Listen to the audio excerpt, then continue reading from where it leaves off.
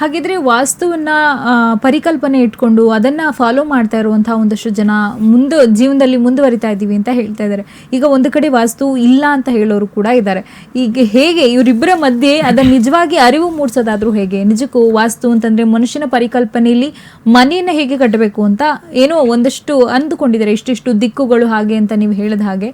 ಇದನ್ನ ಮೆಟ್ಟಿ ಮುಂದೆ ಹೋಗೋದು ಹೇಗೆ? ಮನುಷ್ಯ ಇದನ್ನ ಆಚೆ ಹೋಗು ಇದೆ ದಟ್ ನಮ್ಮ ಪರಿಕಲ್ಪನೆ ಅಷ್ಟೇ ಇದು ಅಂತ ಇದನ್ನ ನಂಬಿ ಇದನ್ನ ಒಪ್ಕೊಂಡು ಇದನ್ನ ಮುಂದೆ ನಾವು ತಗೊಂಡು ಹೋಗೋದು, ಪ್ರಜ್ಞಾವಂತರಾಗುವಂತಹ ಮಾರ್ಗಗಳು ಹೇಗೆ? ಹಾಗೆ ಈ ಮೌಢ್ಯಗಳಿಂದ ಆಚೆ ಬರಬೇಕು. ಮೊದಲು ಈ ಮೌಢ್ಯಗಳಿಂದ ಆಚೆ ಬಂದ್ಬಿಟ್ರೆ ಈ ವಾಸ್ತು ಅನ್ನುವಂಥ ಹುಳದಿಂದ ಅವನು ದೂರ ಬಂದಿದ್ದಾನೆ ಅಂತಾನೆ ಅರ್ಥ.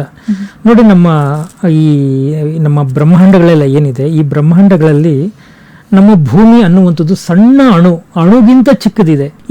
ಈ ಬ್ರಹ್ಮಾಂಡಗಳಲ್ಲಿ ಯಾವ ದಿಕ್ಕಲ್ಲಿ ನಮ್ಮ ಭೂಮಿ ಇದೆ ಅಂತ ನೀವು ನೋಡಿದ್ದೀರಾ? ಹಾಗಾದ್ರೆ ಹೇಳಿ ನೋಡೋಣ. ಈ ಬ್ರಹ್ಮಾಂಡಗಳಲ್ಲಿ ಭೂಮಿ ಲೆಕ್ಕಕ್ಕೆ ಇಲ್ಲ, ಸಣ್ಣ ಅಣು, ಅದು ಸಹ ತಿರುಗ್ತಾ ಇದೆ. ನಿಂತಿರೋ ವಸ್ತಿಗೆ ನೀವೇನಾದ್ರೂ ಉತ್ತರ ದಕ್ಷಿಣ ಪೂರ್ವ ಪಶ್ಚಿಮ ಏನಾದ್ರೂ ಹೇಳ್ತೀರಾ? ಇಲ್ಲಿ ನಿಂತೇ ಇಲ್ವಲ್ಲ ಸ್ವಾಮಿ, ಇದು ಹಿಂಗೆ ಇದಕ್ಕೆ ಉತ್ತರ ದಕ್ಷಿಣ ಪೂರ್ವ ಪಶ್ಚಿಮ ಅಂತೀರಾ, ಸೂರ್ಯೋದಯ ಸೂರ್ಯಾಸ್ತ ಅಂತೀರಾ? ಇದೆಲ್ಲ ಹೆಂಗ್ ಕಂಡ್ಕೊಂಬಂದ್ರಿ ನೀವೆಲ್ಲ? ವೈಜ್ಞಾನಿಕವಾಗಿ ಕೆಲವು ವಿಚಾರಗಳಿದೆ, ಅದನ್ನ ನೀವು ತಗೊಳ್ಳಿ.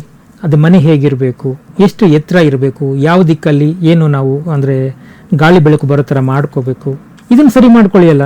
ಇದನ್ನ ಬಿಟ್ಬಿಟ್ಟು ನನಗೆ ಬೇರೆ ಯಾವುದೋ ಸಮಸ್ಯೆ ಆಗಿತ್ತು, ಅದಕ್ಕೆ ವಾಸ್ತು ಕಾರಣ, ನಮ್ಮ ಮನೆ ಕಾರಣ, ಅಲ್ಲೇನೋ ಅಪಾಯ ಆಗ್ಸಿರಲಿಲ್ಲ ಅದಕ್ಕೆ ಕಾರಣ, ಈ ಪಾಯ ನಮ್ಮ ಮನೆಯಿಂದ ಬೇರೆಯವ್ರ ಮನೆಗೆ ಟಚ್ ಆಗಿಬಿಟ್ಟಿದೆ ಅದಕ್ಕೆ ಕಾರಣ.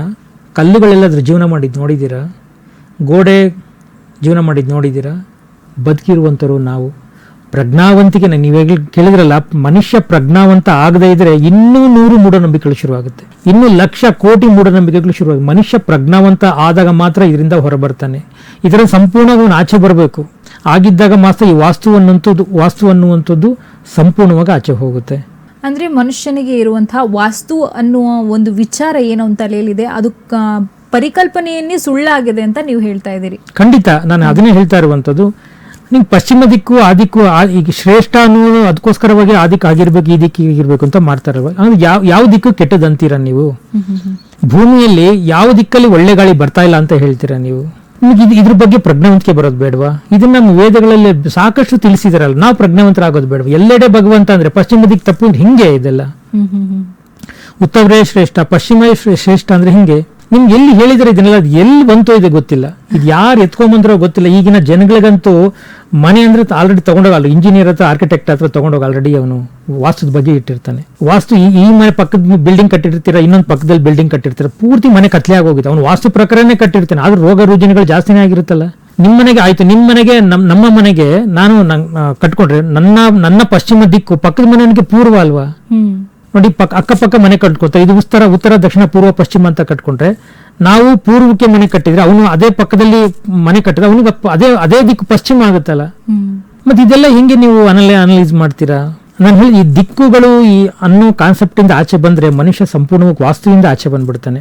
ಸರ್ವ ದಿಕ್ಕುಗಳು ಶ್ರೇಷ್ಠ ಅನ್ನೋ ಕಲ್ಪನೆ ಅವನಿಗೆ ಬಂದ್ಬಿಟ್ರೆ, ಇದನ್ನ ವೇದಗಳಲ್ಲೂ ಸಹ ಹೇಳಿದ್ದಾರೆ. ಸೊ ನಾವು ಸರಿ ಹೋಗ್ಬೇಕು. ನಾವು ಪ್ರಜ್ಞಾವಂತರಾಗಿ ಆದಾಗ ಮಾತ್ರ ಇಂಥ ಸಂಪೂರ್ಣವಾಗಿ ಈ ಮೌಢ್ಯಗಳು ಬಿತ್ತಿರುವಂತಹ ಜನಗಳು ಹೋಗ್ತಾರೆ. ಅವರಿಂದ ನೀವು ತುಂಬಾ ಬುದ್ಧಿ ಕಲ್ತಿದ್ದೀರಾ, ತುಂಬಾ ಅಂದ್ರೆ ತುಂಬಾ ಬುದ್ಧಿ ಕಲ್ತಿದ್ದೀರಿ. ಎಂತೆಂಥವರೆಲ್ಲ ಬಂದು ಹೋಗಿದ್ರೆ ವಾಸ್ತು ಹೇಳುವಂಥವ್ರು ನೋಡಿದ್ರೆ, ಅವ್ರ ಮನೆಗಳೆಲ್ಲ ನೋಡಿದ್ದೀರಾ ಎಷ್ಟು ದೊಡ್ಡದಾಗಿ ಬೆಳೆದಿದೆ ಅಂತ?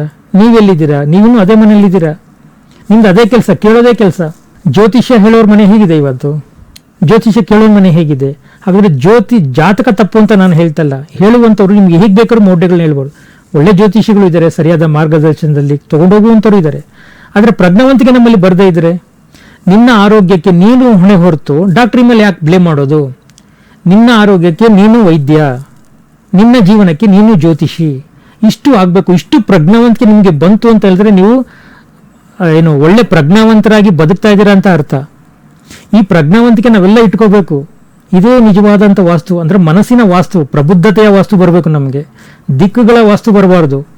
ದಿಕ್ಕುಗಳ ವಾಸ್ತು ಬಂತು ಅಂತಂದ್ರೆ ಇದೇ ಪರಿಸ್ಥಿತಿಯಲ್ಲಿ ಒದ್ದಾಡ್ತಾ ಇರ್ತಾನೆ. ತುಂಬಾ ತಲೆನಲ್ಲಿ ಗೊಂದಲಗಳು ಬರುತ್ತೆ.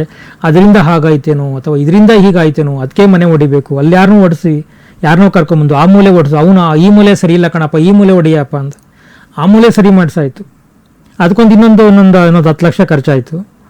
ಅದನ್ನು ಬಿಟ್ಟು ಇನ್ನೊಬ್ಬ ಬಂದ, ಈ ಮೂಲೆ ಸರಿ ಇದೆ ಕಂಡ್ರೆ ಇದನ್ನೆಲ್ಲ ಯಾಕೆ ಮಾಡಿ, ಈ ಮೂಲೆ ಹೊಡೀರಿ ಅಂದರು. ಎಷ್ಟು ಸಲ ನಿಮ್ಮ ಮನೆಗಳನ್ನ ನೀವು ಹೊಡಿತೀರಾ? ವಾಸ್ತವಿಕತೆಯನ್ನು ಅರ್ಥ ಮಾಡ್ಕೊಳ್ಳದೆ ಅಂದವಾದ ಮನೆಯನ್ನು ಹೊಡಿತೀರಾ. ಮೌಢ್ಯತೆಗಳಿಂದ ಆಚೆ ಬನ್ನಿ, ಮನಸ್ಸಿನ ವಾಸ್ತವಿಕತೆನ ಸರಿಯಾಗಿ ತಿಳ್ಕೊಳ್ಳಿ. ಪ್ರಜ್ಞಾವಂತರಿಗೆ ಇದು ಬರೋದೇ ಇಲ್ಲ. ಇತ್ತೀಚೆರುವಂತೂ ಅದೇನೋ ಜನ ಮರಳು ಜಾತ್ರೆ ವಾಸ್ತುದು ತಲೆ ಕೆಡಿಸ್ಕೊಳ್ತಾರೆ ಅಂದರೆ ಒಂದು ಮನೆ ಕಟ್ಟಬೇಕಾದ್ರೆ ಅಷ್ಟು ತಲೆ ಕೆಡಿಸ್ಕೊಳ್ತಾರೆ. ಯಾವ ರೋಗಗಳು ಕಡಿಮೆ ಆಗಿಲ್ಲ. ಕಡಿಮೆ ಏನಾದರೂ ವಾಸ್ತು ಪ್ರಕಾರ ನೋಡಿ ಏನಾದರೂ ಮನೆ ಏನು ರೋಗಗಳು ಕಡಿಮೆ ಆಗಿದೆ, ನಿಮ್ಗೇನಾದರೂ ಸಾವು ಕಡಿಮೆ ಆಗಿದೆಯಾ, ಫೈನಾನ್ಷಿಯಲ್ ಟ್ರಬಲ್ಸ್ ನಿಮ್ಗೆ ಬಂದೇ ಇಲ್ವ? ಹಾಗಾದರೆ ಯಾವುದಕ್ಕೂ ಒಂದು ಈಗ ಸಂಬಂಧನೇ ಇಲ್ಲದೆ ಇರುವಂಥದ್ದು ವಿಚಾರಕ್ಕೆ ಏನಕ್ಕೆ ಇದೆಲ್ಲ ಹೋಲಿಕೆ ಮಾಡ್ಲಿಕ್ಕೆ ಹೋಗ್ತೀರಾ? ಮೊದಲು ನೀವೆಲ್ಲ ಪ್ರಜ್ಞಾವಂತರಾಗಿ. ನಾನು ಕೇಳ್ಕೊಳ್ಳೋದು ಅಷ್ಟೇ, ನೀವು ಪ್ರಜ್ಞಾವಂತರಾದರೆ ವಾಸು ಸರಿ ಹೋಯ್ತು ಅಂತಲೇ ಅರ್ಥ.